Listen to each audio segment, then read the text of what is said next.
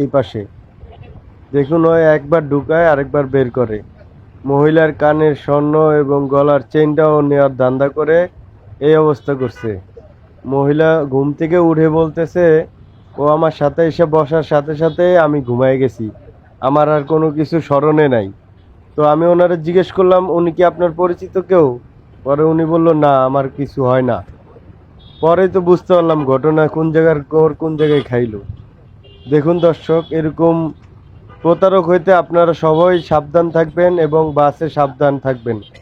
এরকম অনেক ছিনতাইকারী থাকে যারা বিভিন্নভাবে বিভিন্ন প্রকারে বিভিন্ন কায়দায় ছিনতাই করার চিন্তা ভাবনা করে। সবাই সাবধানে যানবাহনে চলাফেরা করবেন। ধন্যবাদ। আসসালামু আলাইকুম। ভালো করে ভিডিওটা লক্ষ্য করুন, তাহলেই বুঝতে পারবেন ওর কাহিনীগুলা।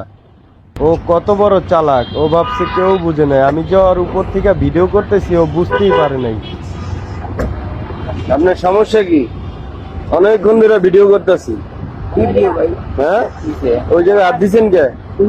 মহিলার এই জায়গায় হাত দিছে না? হ্যাঁ, ওই যে এই তো কইতেছে আমি তো আপনারা অনেকক্ষণ ধরে ভিডিও করতেছি। হাত দিচ্ছেন কে? পরিচিত না, কোন জায়গায় আপনার যাবে কেন? কোন জায়গায় আপনার সমানি মাত্র আমার কথা আমার কথা আমার কথা আমার কথা গাছ কোন জায়গায় মারে বাপ। অনেকক্ষণ ধরে ভিডিও করতেছি, অনেকক্ষণ ধরে ভিডিও করতেছে, অনেকক্ষণ। আবার কি আরে ভাই, তুই মহিলার রুমে হাত ঢুকেছে 1 ঘন্টা ধরে ভিডিও করতেছে, 1 ঘন্টা ধরে মাথা ছোট।